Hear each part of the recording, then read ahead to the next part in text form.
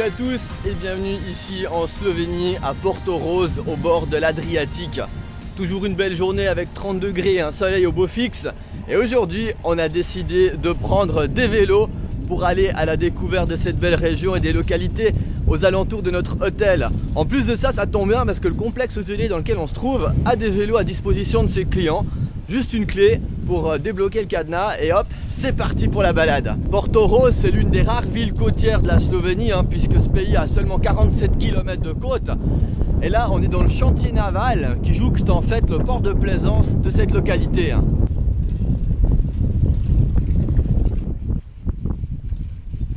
Ça paraît assez invraisemblable. On cherchait notre chemin pour aller au bord de la mer, faire un petit parcours, et en fait on doit traverser un camping pour ça.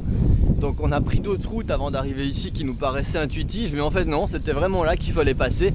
Il fallait vraiment traverser ce camping.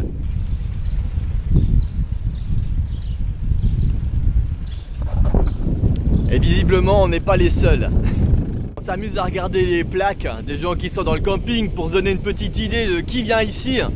Allez, à 80%, à 80% c'est des Slovènes.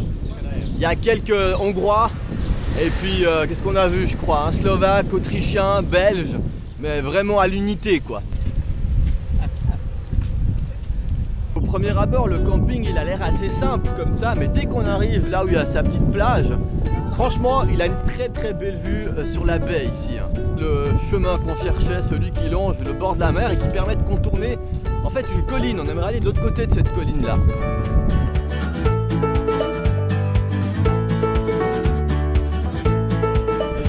De l'autre côté, on aperçoit la côte croate. Ça, c'est la Croatie là-bas. Là, on se dirige en direction de la frontière croate. En fait, il y a des salines, des marais salants qui se trouvent là-bas, dont l'exploitation avait cessé dans les années 70, dans les années 70. Et en fait, ça a été réhabilité et repris au début des années 2000. Il y a un musée qui a été construit à la mémoire des personnes qui travaillaient dans ces marais salants.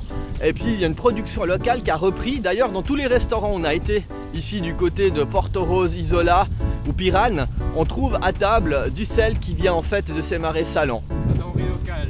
Et toi, la denrée? Il y a des Cotinus cojigria. C'est quoi des Cotinus cojigria? Des arbres à perruque. Ah, et ils sont où? Bah, ils sont là. C'est ceux-là? Non, on les voit plus, ils sont derrière. Ils ont disparu.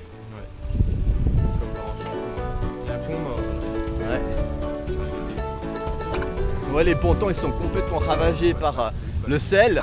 Et là il y a un bateau qui n'a pas dû naviguer depuis la dernière guerre. C'est un bateau mort. Ouais, il est mort le bateau, on peut plus le réanimer. Et au loin là-bas on aperçoit le spa salin. Le spa salin. Pour Eric. Ouais, c'est le spa pour Eric Deschenaux qui aime bien aller dans les bains de légumes. Vous savez, les bains où on flotte dedans avec plein d'autres légumes. Dédicace à Eric Deschenaux qui nous regarde. Coucou Eric. Et à vous tous également qui me suivez sur Snapchat. Et si cette vidéo elle vous plaît, vous aimez faire du vélo, vous aimez qu'on vous transporte pendant les vacances à vélo, un petit like, ce serait sympa. Et pensez également à vous abonner à ma chaîne YouTube, merci bien. Et si vous avez des questions sur les voyages et tout ça, n'hésitez pas, je vous donne des tuyaux, prenez contact avec moi en commentaire. Et là on est arrivé à la petite réception ici à l'entrée de ce parc où il y a les marais salants. Tout au bout bien sûr il y aura des musées, un centre multimédia et également un shop apparemment. Donc là on s'est arrêté pour acheter les tickets d'entrée. On a reçu le petit plan, super bien expliqué avec le parcours à faire à vélo ici dans ce parc.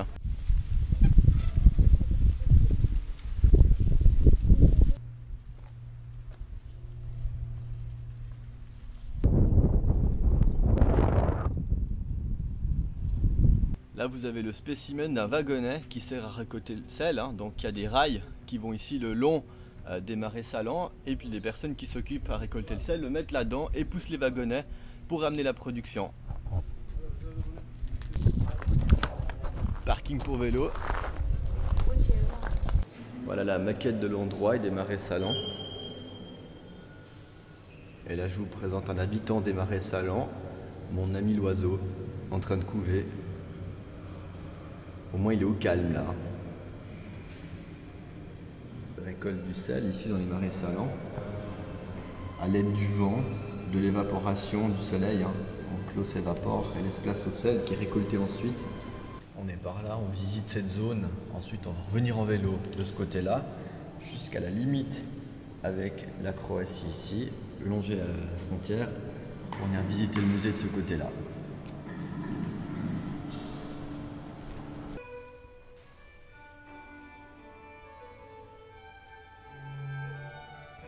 Tu vas quand même goûter. Ce truc d'alcoolique. Eh, tu vas quand même goûter. Il y a 500 ml. Ouais, je sais. Une bonne bière slovène. Une Laško. Laško, c'est comme ça qu'on dit. Hein. Un bon petit demi-litre pour 2,50 €, c'est rien. Et on m'a mis un verre réfrigéré. C'est rafraîchissant. Un verre réfrigéré. Il fait quand même 30 degrés là. On dit comment santé en slovène? J'en sais rien du tout. Bon, du coup tout ce qu'on sait dire c'est pivot, bière.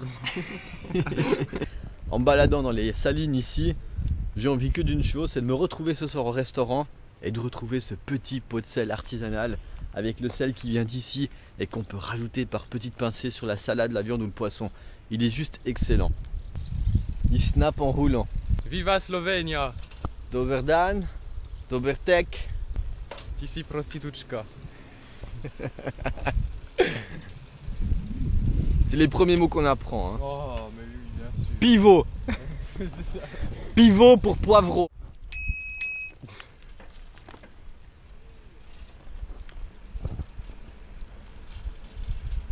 Dans la maison juste là, il y a le shop. On va chercher un petit peu de sel.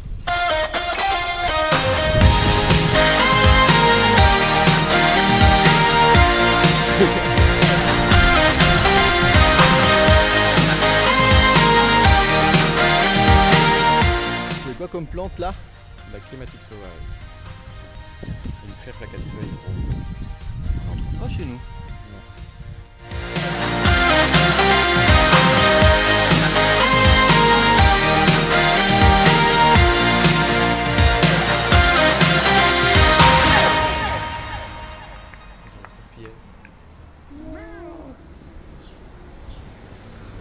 Non, non, non, non, non, non. Ah mais quel con. Il est con ce chat. Ah mais attends, il se jette sous la voiture l'autre débile. On voulait juste lui dire bonjour, il a peur, il se casse et se jette sous une voiture. Attends. C'est une vieille taupe. C'est un vieux chat sénile. C'est quoi ce C'est la frontière. Ça c'est les bouchons ici à la frontière croate. Ah, il y a des Suisses juste devant nous là. Baselland. Et voilà, on a passé la frontière slovène en direction de la Croatie, mais on va pas aller en Croatie.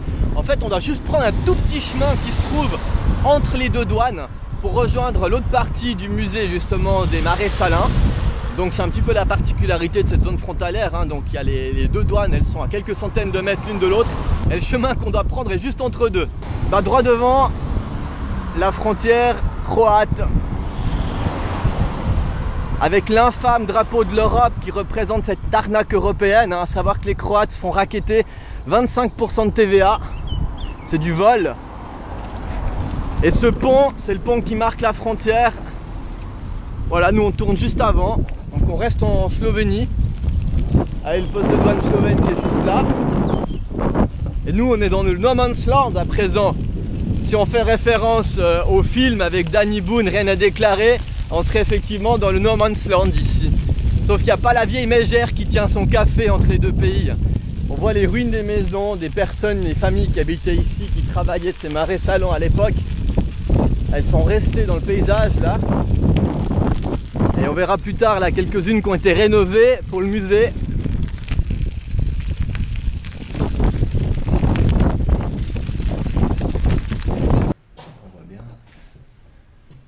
Qui travaillait là avant qu'il y ait les régimes de retraite à 50 ans, comme dans certains pays.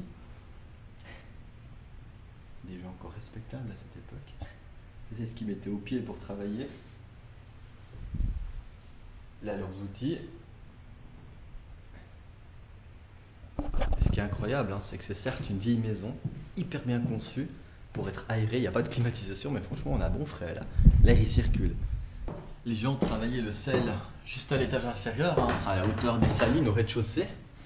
Et à l'étage, il y avait leurs appartements avec la salle à manger qui faisait office de salon, de cuisine et les chambres à coucher. Ici la chambre parentale. Vous remarquerez l'absence de cloison en hauteur. Hein.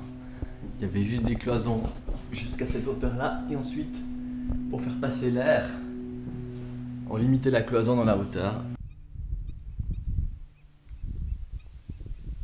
Vous voyez les oiseaux là, ils sont en train de batifoler du côté de la Croatie alors que nous là, on est encore en Slovénie. Plus loin on n'ira pas, on arrive au bout des marais salants, bord de mer avec une vue impressionnante sur la baie de Piran ici. Vraiment un très très beau paysage.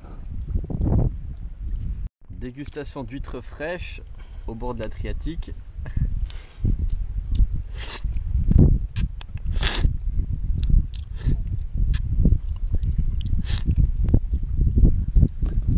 Elles sont bonnes? Ouais.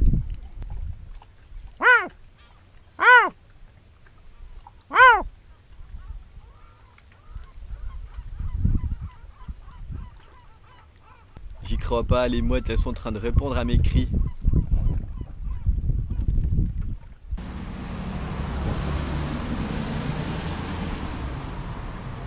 Là ça commence un petit peu à se couvrir là, on a l'impression qu'il y a un orage qui arrive depuis la mer. Complètement par hasard, en passant un vélo à côté, on est tombé là-dessus et ça plaît à Guillaume, c'est un jardin au cactus tenu par une dame qui habite juste là, en fait c'est son jardin, elle le fait visiter aux gens qui sont de passage. Ah bah là il y a mes préférés là. C'est des blancs, aussi des jaunes. Les echinocactus, bah le mien j'espère qu'il viendra comme ça bientôt. Enfin bientôt, il y a encore un peu à attendre. Peut-être que c'est le nombre d'années qu'il a, c'est marqué Mexico dessus. Énorme. Il est plus gros que celui de Monaco. Il est magnifique. Je sais pas combien ça va peser, c'est énorme.